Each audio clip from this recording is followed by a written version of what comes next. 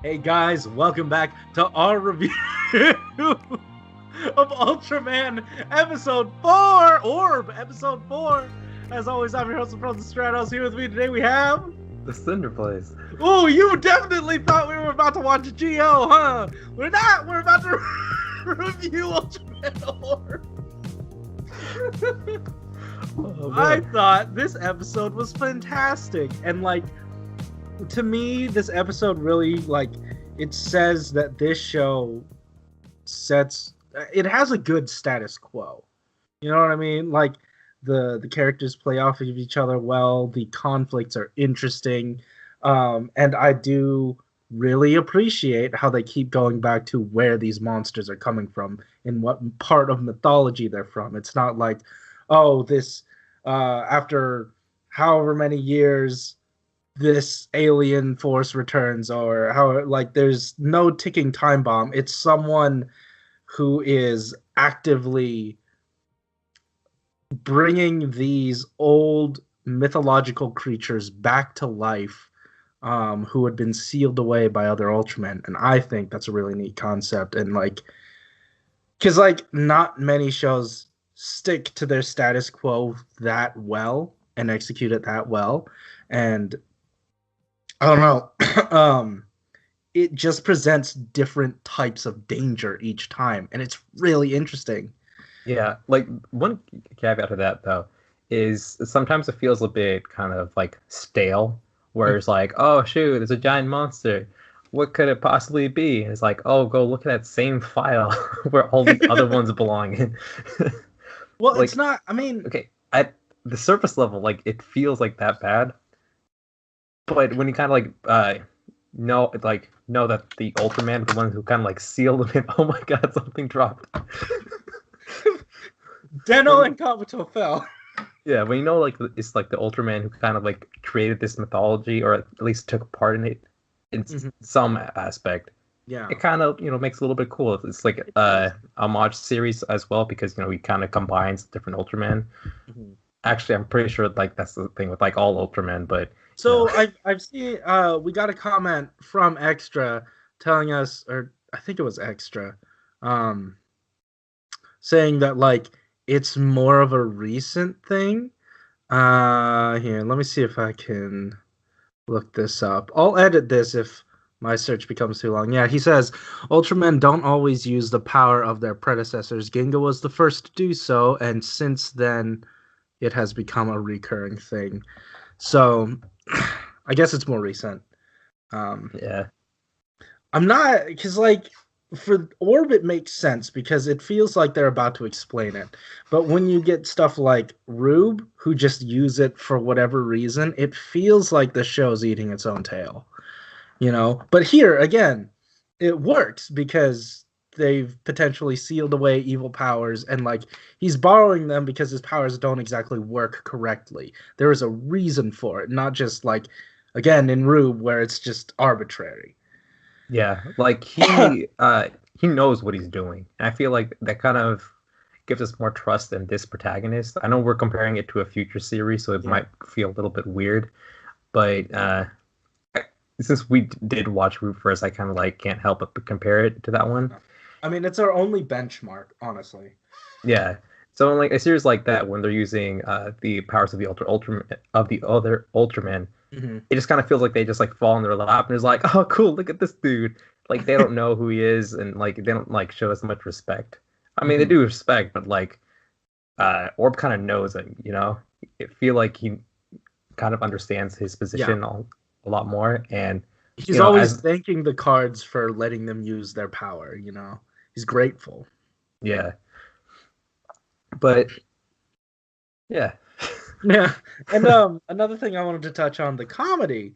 I don't know what it was about this episode, but everything landed pretty well. And again, I guess like you said, we really can't separate, or I can't really separate a comparison between Rube, because that's all we've seen. But, like, they're trying so hard to make their character have, like, this funnier side now, wherein here all the comedy is just natural. It works with all the characters and their antics, and like surface level, I don't think I would ever like. I didn't think I would ever like these types of like comic relief characters, but these are done pretty well. You know, like they're not overbearing, and then I'm surprised.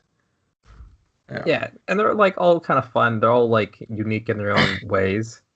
And I think like the biggest thing for this show is like the chemistry between all the characters. Like even Guy, who's kind of like off to the side, he's not really part of like the core group. You know, like still bounce off of him pretty well. Like, you know, when the main chick is kind of like, you know, crushing on him, and like her fucking friends are just like in the background, just making the most derp ass faces. Oh man. Yeah, I genuinely like those guys, and like, you know, Orb takes a lot of care with the scenery and like kind of immersing you in the setting. Like I think, you know, these past few episodes we've seen like, oh hey, disaster, right? And that could be done in any sort of way.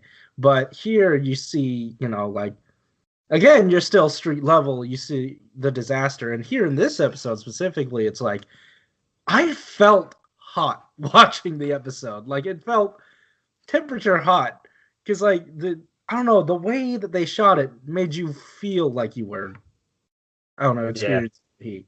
And I don't know, and the interactions with the monster itself, it rippled into the scenery. Like it actually made sense.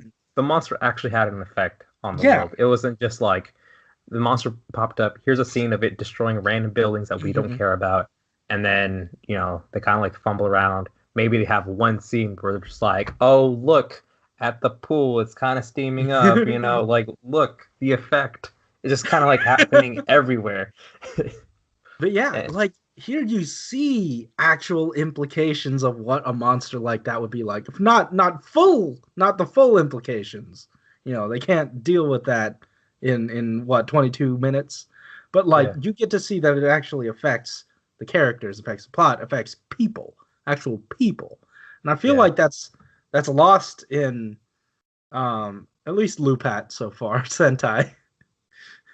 I mean, it's not like a common thing in general for those like the kids Toku shows.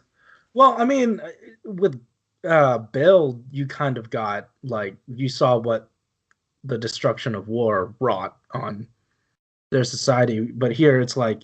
No, but like for the it's not a common thing. Like that usually happens at the finale in like key moments. It's not like a commonplace thing. They don't fight in kaiju.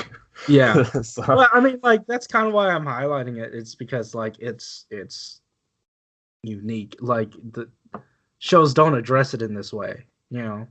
Yeah. So. Also, fucking the way that Orb had to fight this dude was kind of retarded, but enjoyable. He shoots a bunch of lasers at it. None of it works. So he's just like, you know what? I'm just gonna lift you up. And just move it. Let's take the monster and move it over there. Like he's like keeping his distance, like trying to like, you know, dissipate the heat because, you know, he's feeling hot too. And he's just like, you know what? Let me just grab it and just fly really fucking fast. You know. Yeah, and like. Even for him, there were consequences to it. Like, he fell out of the sky. Oh, excuse me. Yeah. He fell out of the sky. And, like, made a huge Ultraman-looking imprint in the ground. Yeah. And then, like, his little buddy just kind of, like, dug him out and just threw him off the side so he wouldn't be the prime suspect. Like, what a good guy. Yeah. Yeah. Overall, good episode. Alex, do you have anything else you wanted to say? No, I'm good. All right, cool. Dude, well, guys, thanks for watching. If you like this episode, hit that like button and subscribe if you want to hear more from us each week. Don't forget, same time as this, I'm going to be releasing the Watch Along, and also the Watch Along and review for Tokusatsu Gagaga, and also the review and Watch Along for Geo. This is going to be a busy friggin' night of me editing stuff and uploading in the morning. So y'all do the thing. Watch them all. Keep it juicy. See ya. Yep. A lot's going up tomorrow. I considered putting up the watch along for this a while ago, but then I was like, it feels incomplete without the review, and I don't know how long it's going to take to get to it.